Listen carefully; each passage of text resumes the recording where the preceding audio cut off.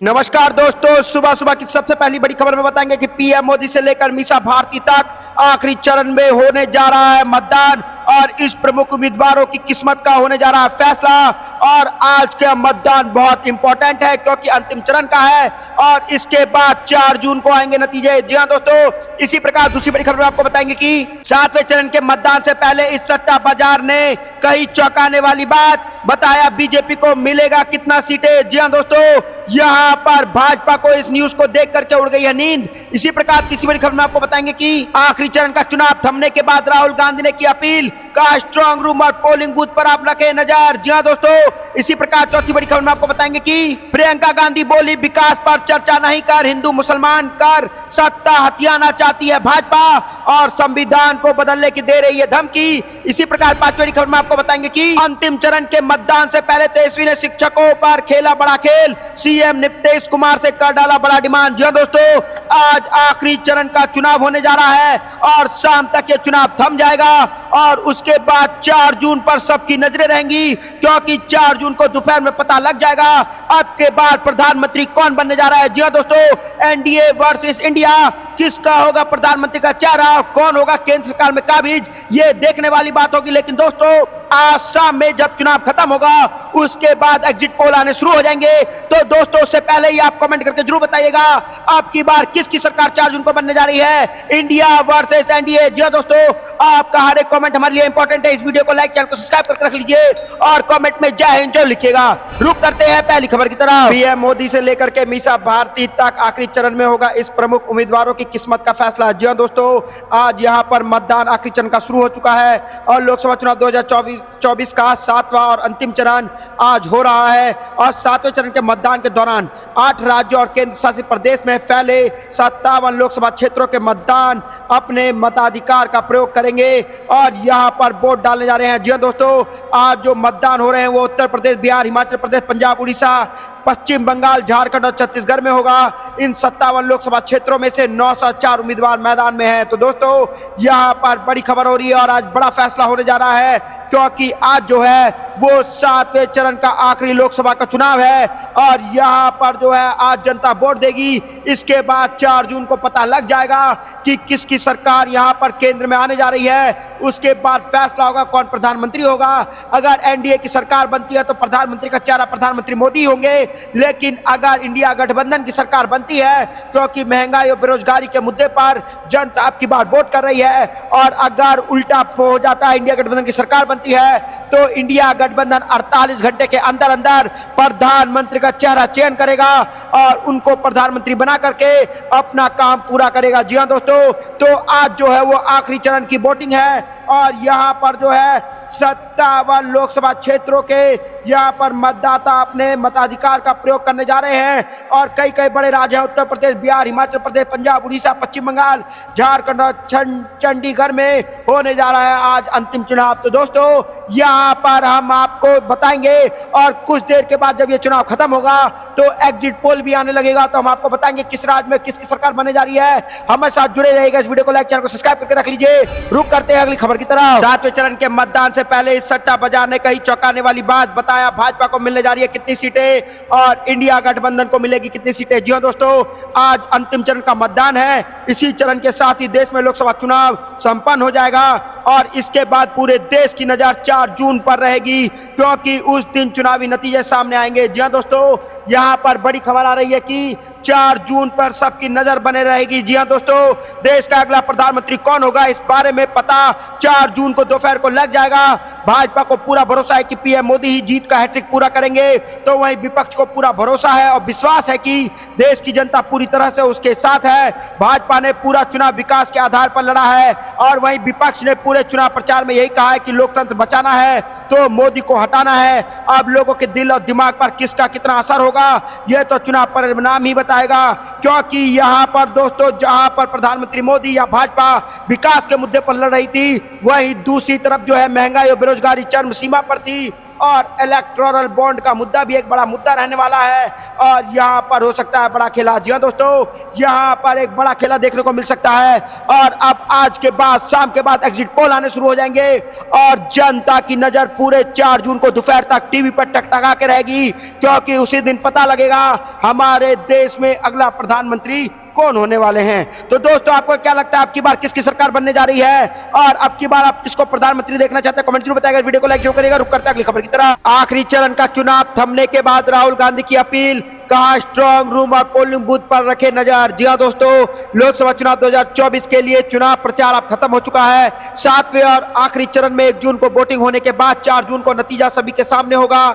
इससे पहले तमाम राजनीतिक दल अपनी अपनी जीत की हुंकार भर रहे हैं। इसी क्रम में कांग्रेस के पूर्व अध्यक्ष राहुल गांधी ने एक बार फिर दोहराते हुए कहा कि इंडिया गठबंधन की सरकार बनने जा रही है। सोशल मीडिया प्लेटफॉर्म एक्स पर पार्टी के कार्यकर्ताओं को राहुल गांधी ने बब्बर शेर कहा और इन कार्यकर्ताओं से एक खास अपील भी की है। उन्होंने कहा कि अभी फैसले की घड़ी आने वाली है और अभी तक जिस तरह से लड़ाई लड़ी उसी तरह आखिरी समय तक लड़ाई जारी रखिएगा। हर जगह पैनी नजर बनाए रखिए। जी हाँ दोस्तों, यहाँ पर राहुल गांधी ने कार्यकर्ताओं से बड़ी अपील कर दिया और साफ साफ कह दिया है कि पैनी नजर बनाए रखे। कभी भी कोई भी गड़बड़ी भाजपा के द्वारा किया जा सकता है, क्योंकि भाजपा को पता है अब की बार इंडिया गठबंधन की सरकार बनने जा रही है। जी हां दोस्तों, कांग्रेस के पूर्व अध्यक्ष ने पार्टी वर्कर से अपील करते हुए कहा कि आज प्रचार के यहां पर आखिरी दिन था और आज चुनाव हो रहा है 7वें चरण का। मैं देश की महान जनता को प्रणाम करते हुए कांग्रेस के बब्बर शेर कार्यकर्ताओं से विश्वास के साथ कहना चाहता हूं कि इंडिया की सरकार बनने जा रही है। मैं गठबंधन के सभी नेताओं और कार्यकर्ताओं को दिल से धन्यवाद देता हूं जो देश के संविधान और संस्थाओं को बचाने के बिना झुके यहाँ पर खड़े रहे। तो बिना झुके यहाँ पर कांग्रेस के कार्यकर्ता खड़े रहे और यहाँ पर जनता को सच्चाई का बताने का काम किया है कांग्रेस के कार्यकर्ताओं ने। और राहुल गांधी ने अपील की है कि सारे कार्यकर्ता कांग्रेस के जितने भी बब्बर शेर हैं वो हर जगह अपनी नजर बनाए रखे, क्योंकि आखिरी चरण का चुनाव आज होने वाला है और जब चुनाव खत्म हो जाएगा तो स्ट्रांग रूम और ईवीएम मशीनों पर अपनी नजर बनाए रखे, क्योंकि भाजपा को पता है कि इंडिया गठबंधन की सरकार बनने जा रही है और भाजपा कोई ना कोई गड़बड़ी कर सकती है। दोस्तों, आपको जो भी लगता है कमेंट जरूर बताएगा, वीडियो को लाइक जरूर करिएगा। रुक करते हैं अगली खबर की तरफ। प्रियंका गांधी बोली, विकास पर चर्चा नहीं कर हिंदू मुसलमान कर सत्ता हथियाना में लगी है भाजपा। जी हाँ दोस्तों, यहाँ पर बड़ी खबर आ रही है कि कांग्रेस की महाराष्ट्रीय महासचिव प्रियंका गांधी वाड्रा ने केंद्र की मोदी सरकार पर जुबानी हमला बोला है। यहाँ पर न्याय संकल्प सभा को संबोधित करते हुए प्रियंका गांधी ने कहा कि 10 साल तक सत्ता में रहने के बाद भी भाजपा विकास पर चर्चा न कर हिंदू मुसलमान कर सत्ता हथियाने को लगी हुई है।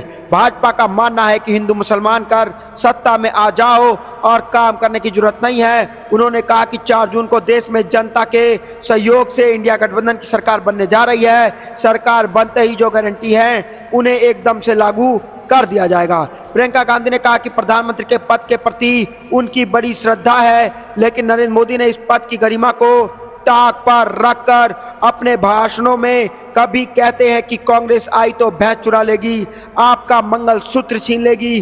प्रधानमंत्री ने चुनाव के दौरान एक बार भी बेरोजगारी, महंगाई, आपदा और ओपीएस को लेकर के बात नहीं की। अपने मित्र उद्योगपतियों के 16 लाख करोड़ रुपए का कर्ज तो माफ कर देते हैं, लेकिन किसानों का कर्ज माफ करने के लिए उनके पास धन नहीं है।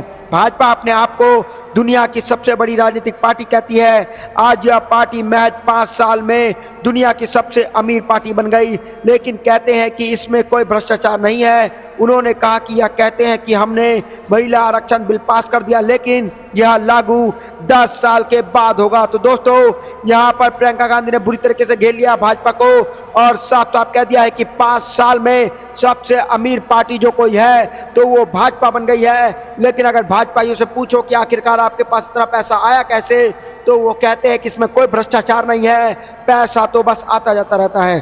तो दोस्तों, यहाँ पर आपको भी लगता है कि भाजपा ने कोई भ्रष्टाचार किया है और इंडिया गठबंधन की सरकार बनने के बाद हर भ्रष्टाचार का जवाब जो है प्रधानमंत्री मोदी और भाजपा को देना होगा।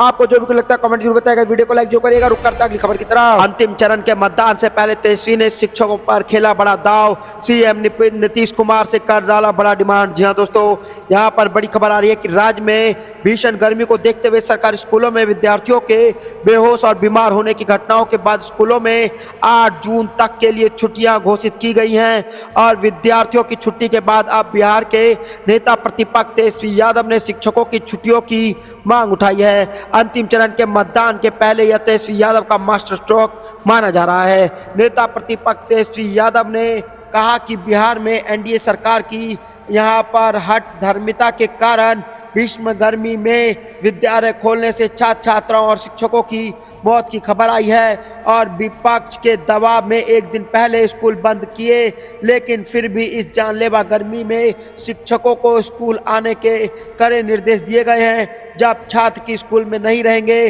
तो शिक्षक क्या करेंगे? इस भीषण गर्मी में शिक्षकों को अवश्य ही छुट्टी देना चाहिए। तो दोस्तों, यहाँ पर शिक्षा को लेकर के बड़ा दाव खेल दिया तेजस्वी यादव ने और साफ साफ कह दिया है कि इस भीषण गर्मी में यहाँ पर स्कूल खोले गए थे और जब स्कूल खुले हुए थे तो बच्चों को चक्कर आ रहा था और बच्चे यहाँ पर गिर रहे थे, लेकिन जब स्कूलों की छुट्टी हो गई है, बच्चों को छुट्टी कर दी गई है, तो आखिरकार इतनी चिलमिलाती गर्मी में शिक्षकों को स्कूल क्यों बुलाया गया है? आखिरकार वो शिक्षक स्कूल में आके क्या करेंगे? उनका स्कूलों में क्या काम है? क्योंकि इतनी गर्मी है जो जानलेवा है और यहाँ पे शिक्षक और छात्रों को मौत की खबर इस गर्मी में आ रही है। तो दोस्तों, यहाँ पर बड़ा दाव खेल दिया है और यहाँ पर आज जो है वो लास्ट चरण का चुनाव होना है, 7वें चरण का चुनाव होना है और वो चुनाव शुरू है और शाम तक समाप्त हो जाएगा। इसके बाद सबको 4 जून का इंतजार रहेगा और 4 जून को पता लग जाएगा कि किसकी केंद्र में सत्ता आने जा रही है, इंडिया गठबंधन वर्सेस एनडीए में से। तो दोस्तों, आपको क्या लगता है 4 जून को कौन अपनी सरकार बनाने जा रहा है? कमेंट जरूर बताएगा। वीडियो को लाइक क्यों करेगा? रुक करता है खबर की तरफ। केंद्र मंत्री पर अखिलेश यादव ने लगाया भ्रष्टाचार का आरोप, कहा सारा पैसा अपने विकास में लगा दिया। जी हां दोस्तों, यहाँ पर बड़ी खबर आ रही है कि 7वें और अंतिम चरण के लिए उत्तर प्रदेश में आज वोटिंग हो रही है। इससे पहले समाजवादी पार्टी प्रमुख अखिलेश यादव ने तेवर तलक दिखाई दे रहे हैं। जी हां दोस्तों, यहाँ पर अब उन्होंने महाराजगंज में भाजपा उम्मीदवार और केंद्र मंत्री पंकज चौधरी पर सोशल मीडिया के जरिए पोस्ट पर निशाना साधा है। जी हां दोस्तों, सपा प्रमुख ने अपने पोस्ट के जरिए केंद्र मंत्री पर भ्रष्टाचार का आरोप भी लगा दिया है। अखिलेश यादव ने लिखा कि महाराजगंज के विकास के लिए इंडिया गठबंधन के कांग्रेस प्रत्याशी वीरेंद्र चौधरी के समर्थन में जुटने जन सैलाब का उत्साह देखकर लगा कि महाराजगंज पंजे के निशान के अलावा और कहीं नहीं देख रहा है। जी हाँ दोस्तों, यहाँ पर अखिलेश यादव ने साफ साफ बोल दिया है कि इंडिया गठबंधन का जो प्रत्याशी है यहाँ पर वही जीतने जा रहा है और भाजपा के नाकाम यहाँ पर प्रत्याशी ने देश के वित्तीय राज्य मंत्री रहते हुए भी महाराजगंज के लिए कुछ काम नहीं किया है। जी हाँ दोस्तों, यहाँ पर अखिलेश यादव ने साफ साफ बोल दिया है कि वित्त राज्य मंत्री रहे, लेकिन जब काम करने की बारी आई तो इन्होंने यहाँ पर कोई काम नहीं किया, सिर्फ यहाँ से बाहर रहे। उन्होंने आगे लिखा कि सारा पैसा यह अपने विकास में ही लगाते रह गए, ना लोगों को रोजगार मिला, ना महंगाई से राहत, ना ही उन्होंने कारोबारियों को जीएसटी और उनके भ्रष्टाचार से बचाने के लिए कोई कदम उठाया, बल्कि उन भ्रष्टाचार का हिस्सा बने रहे। इसलिए महाराजगंज की नाराज जनता इस बार उन्हें दिखावटी सेवा से मुक्त करने के लिए बुरी तरह से हराने जा रही है, क्योंकि वह जानती है इस बार जनता का भला करने वाली इंडिया गठबंधन की सरकार आ रही है। तो दोस्तों, यहाँ पर साफ साफ अखिलेश यादव ने बोला कि जब प्रधानमंत्री मोदी को काम करना था, जब भाजपा को काम करना था, तब ये नाराज रहे। जब भ्रष्टाचार से मुक्ति देश को दिलानी थी, जब उस भ्रष्टाचार में खुद भी संयुक्त रहे और यहाँ पर भ्रष्टाचार किया, लेकिन अब भ्रष्टाचार हटाने की बातें कर रहे हैं और यहाँ पर जनता सब जानती है और अब की बार इंडिया गठबंधन को जिताने जा रही है। आपको जो भी लगता है दोस्तों कमेंट जरूर बताएगा। इस वीडियो को लाइक जरूर करिएगा। रुक करता है अगली खबर की तरफ। पीएम मोदी को हो गया है अहंकार, खुद को घोषित किया भगवान, प्रधानमंत्री पर अरविंद केजरीवाल ने बोला हमला। जी हां दोस्तों, यहाँ पर बड़ी खबर आ रही है कि दिल्ली के मुख्यमंत्री अरविंद केजरीवाल ने कहा कि प्रधानमंत्री नरेंद्र मोदी को अहंकार हो गया है। इन दिनों उन्होंने खुद को भगवान घोषित कर दिया है। एबीपी न्यूज को इंटरव्यू में केजरीवाल ने यह बातें बताई हैं। जी हां दोस्तों, जब केजरीवाल से सवाल किया कि उन्होंने इंडिया गठबंधन के लिए चुनाव प्रचार किया, क्या उसका कोई फायदा होगा, उस पर उन्होंने कहा कि गीता में लिखा है कि कर्म करना चाहिए, फल की चिंता नहीं करनी चाहिए। मैंने चुनाव प्रचार किया है, उसका रिस्पॉन्स जो है बहुत अच्छा आ रहा है। तो दोस्तों, यहाँ पर बड़ी खबर आ रही है कि दिल्ली के सीएम ने आरोप लगाया कि पीएम मोदी महंगाई पर बात नहीं कर रहे हैं। अरविंद केजरीवाल ने कहा कि भाजपा को लेकर जनता में रोष है, लोग महंगाई और बेरोजगारी को लेकर के बहुत त्रस्त हैं। भाजपा से लोगों का मोह भंग हो गया है। प्रधानमंत्री नरेंद्र मोदी ने इस मुद्दों पर बात नहीं की है, बल्कि 2 महीने से वह इधर उधर की बातें कर रहे हैं। उन्होंने कहा कि महाराष्ट्र में शरद पवार को भटकती आत्मा कहते तो उद्धव ठाकरे को बाला साहेब ठाकरे की नकली संतान बताते हैं। क्या जनता उन्हें इन मुद्दों पर वोट देगी? तो दोस्तों, यहाँ पर केजरीवाल ने साफ साफ कहा, और केजरीवाल ने पीएम मोदी पर निशाना लगाते हुए कहा कि उन्हें अहंकार देखने को मिल रहा है। आम आदमी पार्टी मुखिया केजरीवाल ने कहा कि पीएम मोदी को इन दिनों अहंकार हो गया है। वह कह रहे हैं कि वह अपनी मां के कोख से पैदा नहीं हुए हैं, बल्कि भगवान के अवतार हैं। अब वह अपने आप को भगवान को घोषित कर चुके हैं। तो दोस्तों, यहाँ पर प्रधानमंत्री मोदी ने अपने आप को भगवान घोषित कर दिया है, ऐसा आरोप अरविंद केजरीवाल ने लगा दिया है।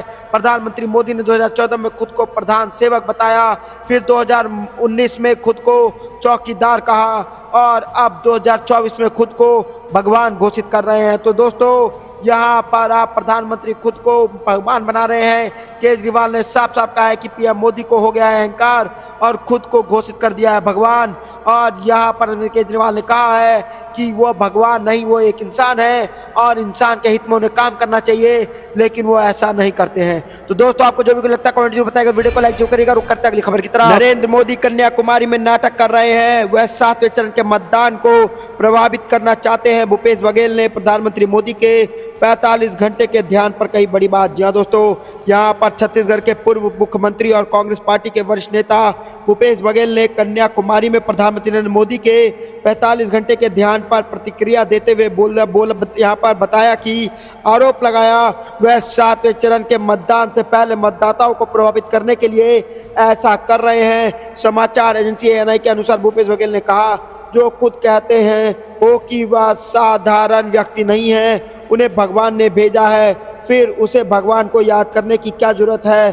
कंगना रनौत और संबित पात्रा जैसे भाजपा नेता ने उन्हें भगवान बना दिया, फिर वह ऐसा नाटक क्यों कर रहे हैं। इसके साथ ही बघेल ने पीएम मोदी को मीडिया की चकाचौंध से दूर रहकर ध्यान करने की भी सलाह दी है। जी हाँ दोस्तों, यहाँ पर उन्होंने कहा कि पीएम नरेंद्र मोदी अधिक प्रचार पाने के लिए यहाँ पर कन्याकुमारी गए हैं। जब उड़ीसा के धर्मेंद्र प्रधान और संबित पात्रा और कंगना रनावत जैसे नेता उनकी तुलना भगवान से कर रहे हो, तो उन्हें कन्हैया यहाँ पर कन्याकुमारी जाने की भला क्या जरूरत है। मोदी को प्रधानमंत्री की तरह यहाँ पर आचरण करना चाहिए, उन्हें मीडिया की चकाचौंध से दूर ध्यान करना चाहिए। तो दोस्तों, यहाँ पर बघेल ने साफ साफ बोल दिया, अगर इतना ही है तो आप मीडिया को अलग कर लीजिए, उसके बाद आप 45 क्या सप्ताह भर ध्यान करते रहिए, हमें कोई फर्क नहीं पड़ता है। आप मीडिया के चकाचौंध में ही ऐसी बातें क्यों करते हैं। और भूपेश बघेल ने दोस्तों यहाँ पे ये भी कहा है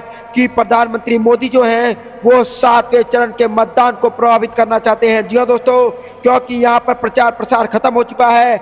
आज जो है वो 7वें चरण का लास्ट वोटिंग डे है, और यहाँ पर जो है प्रधानमंत्री मोदी जो हैं वो नाटक उन्होंने शुरू कर दिया है, और वो ध्यान में चले गए हैं, और 45 घंटे वो ध्यान में रहेंगे।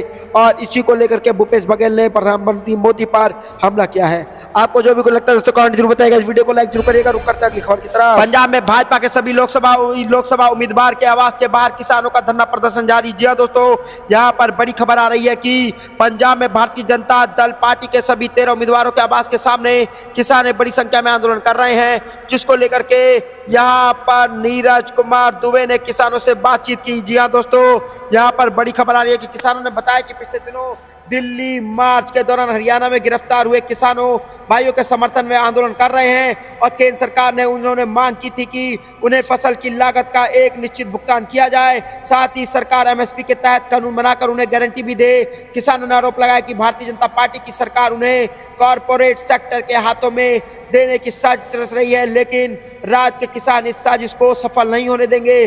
तो दोस्तों, यहाँ पर किसानों ने फिर से ठान लिया है और आंदोलन करना शुरू कर दिया है, और पंजाब में भाजपा के सभी लोकसभा उम्मीदवारों के आवास के बाहर किसानों ने धरना प्रदर्शन जारी कर दिया है, और साफ साफ कह दिया है कि दिल्ली में घुसने से रोकने का काम भाजपा ने किया था। आखिर हमारी क्या गलती थी जो हमारे राहों में कीटे, यहाँ पर कीले और कांटे बिछा दिए गए। हम तो अपनी हक की बात करने जा रहे थे, एमएसपी की बात करने जा रहे थे, लेकिन यहाँ पर भाजपा सरकार ने हमारी एक बात ना मानी, आंसू गैस के गोले छोड़े, का यहाँ पर रास्तों में कीले बिछा दी गई, और हमें यहाँ पर परेशान किया गया। तो दोस्तों यहाँ पर बड़ी खबर आ रही है, किसानों ने फिर से आंदोलन शुरू कर दिया है। आपको जो भी लगता है कमेंट जरूर बताएगा, वीडियो को लाइक जरूर करिएगा। रुक करता है अगली खबर की तरफ। भाजपा को मात्र 230 सीटें मिलेंगी, केजरीवाल के पूर्व साथी की भविष्यवाणी से गदगद हुए शशि थरूर। जी हाँ दोस्तों, यहाँ पर बड़ी खबर आ रही है कि कांग्रेस सांसद शशि थरूर ने कहा कि वह चुनाव विश्लेषक योगेंद्र यादव के संशोधित अनुमान से आश्चर्यचकित है कि भाजपा लोकसभा चुनाव में 272 के बहुमत के आंकड़े तक नहीं पहुंच पाएगी। शशि थरूर की यह प्रतिक्रिया यादव द्वारा हाल ही में दिए गए एक साक्षात्कार के बाद आई है, जिसमें उन्होंने भविष्यवाणी की थी कि भाजपा 250 से अधिक सीटें नहीं जीत पाएंगी और यदि सत्ता विरोधी लहर को ध्यान में रखा जाए तो यह 230 तक गिर सकती है। यादव के अनुसार भाजपा के सहयोगी दल 35 से 40 सीटें जीत सकते हैं। उन्होंने कहा कि अगर भाजपा 230 सीट जीत पाती है तो वह सहयोगियों के साथ मिलकर भी 272 का बहुमत आंकड़ा पार नहीं कर पाएगी। जवाब में थरूर ने इसे आने वाला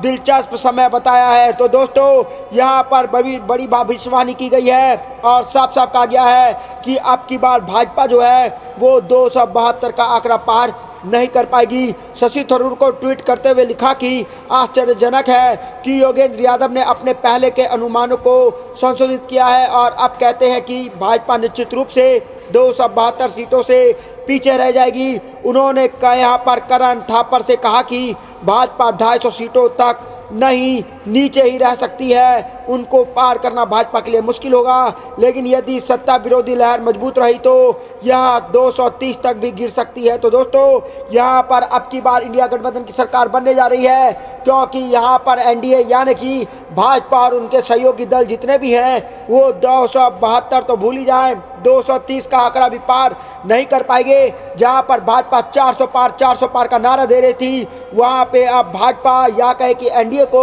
200 पार करना भी मुश्किल हो रहा है। अगर ऐसा ही होता है तो इंडिया गठबंधन सरकार बनाने जा रही है केंद्र में और यहां पर भाजपा को हार का मुंह देखना। दोस्तों आपको क्या लगता है, क्योंकि आखिरी चरण का चुनाव भी हो चुका है और दोस्तों हम आपको शाम में यह भी बताएंगे कि किसकी कहां पर कितनी सरकार बनने जा रही है। हम आपको हर एक खबर के बारे में बताएंगे, लेकिन उससे पहले आपको क्या लगता है आपकी बार किसकी सरकार 4 जून को बनने जा रही है, कमेंट में जरूर बताइएगा। इस वीडियो को लाइक, चैनल को सब्सक्राइब करके रख लीजिए।